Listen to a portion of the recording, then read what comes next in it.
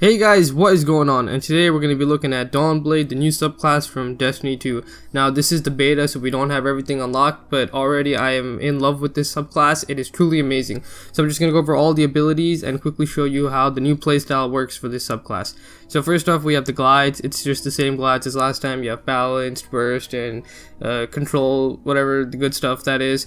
Now the grenades are honestly the exact same. Now I will say I was a little bummed out. I was kind of expecting something new, but again, the grenades aren't the game, so I really don't care too much. Just was expecting something new though. Now one thing I will say though that didn't disappoint is the new subclass abilities. So each class got a new little, I guess, perk or ability, if you will. Now for Warlocks, they got this thing called the Rift, or if you will, the Healing Rift. If you press the crouch button, it'll create this little circle around you and you can just heal yourself and allies within it.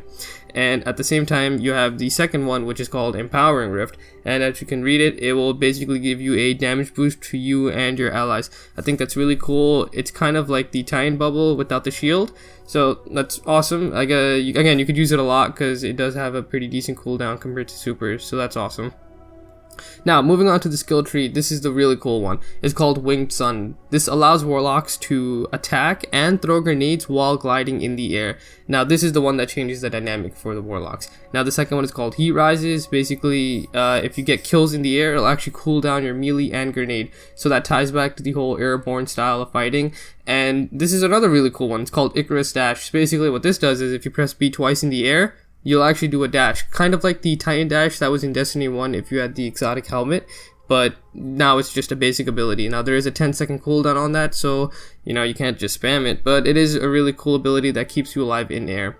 Now moving on to the second skill tree, the first ability, basically what it'll do is every time you get a kill with your melee, it'll do flame damage over time, and if the enemy actually dies, they'll explode and damage other enemies near them. Just like the Sunsinger, but I guess it's a bit different. The second one you have is called Fated for the Flame. What this does is every time you throw a Dawnblade strike, it'll actually have a tracking on it. So you'll be able to track enemies, and I guess that's going to be useful in the beginning if you can't really figure out how to aim it properly.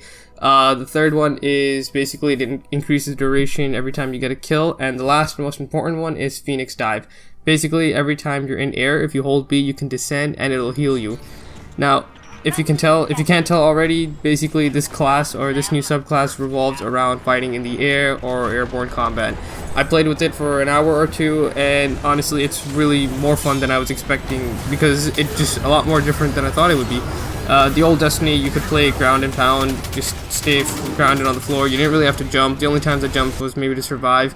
But now it's actually a must for the game style. If you want to get the cooldown abilities on your grenade, on your melee, you really have to keep gliding.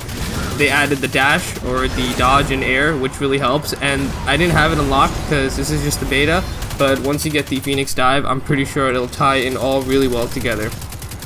So from what I can tell, the Warlock is a lot more smooth but aggressive at the same time, at least compared to the Sunsinger, because basically this is a reworked version of that. You don't have the, revive anymore, but hey, you have a flame sword that can track and kill enemies, so that's pretty cool, I guess.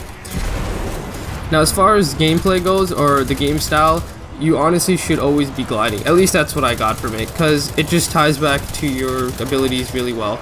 Now obviously you could play the ground game, but it just doesn't make sense to you. You might as well play a Hunter or a Titan, because you have all these cool abilities that you get in air, and I really enjoy it because, again, Warlocks used to have the worst jumps out of all the three characters, at least in Destiny 1, and I like how Blizzard completely changed the script and made their weakness their basically focal point of how you play them, I will say one thing, you should, or it will take some time to get used to it, because the glide isn't extremely fast, it's not extremely slow, but you're kind of going at a downward angle and you have to shoot and aim at enemies. It's not too tough, but it is just a small adjustment period. Again, if you played Destiny before, you'll probably get used to it real quickly, but if you're new to it, or if this is your first time playing Destiny, that is something you'll adjust to, but the payoff is so worth it because you become this flying killing machine.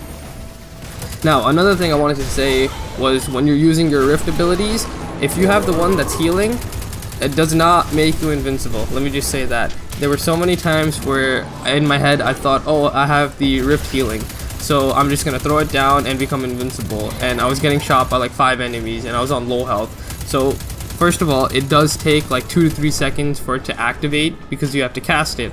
So if you're taking fire, just run. Do not just stand there and expect yourself to become this invulnerable thing. 2, if you're gonna use it, try to communicate with your teammates and put it in an area where all 3 of you can just run by it, because again, you don't really need to stay in it too long. If you do stay in it while you're at max health, it'll give you an overshield, and it'll go immediately away if you get out of it. So again, what I like to do is put it down in an area I know my teammates know where it is, or they can see it, and if I'm low on health, I'll just stay near it, you know, I'll come back to it, heal up a bit, and you know, go back into the fight. It doesn't last extremely long, but it lasts long enough for you to go in and out of it, I'd say about twice. Now obviously this is only the beta, but from what I can tell, the classes are really different from Destiny 1. You know, they added these class specific abilities and the playstyles are really different.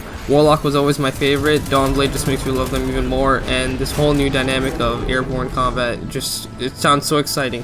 I can't wait until they unlock the other skill tree. I can't wait to try out the Phoenix Dive. I feel like it's going to be really cool, especially when playing multiplayer.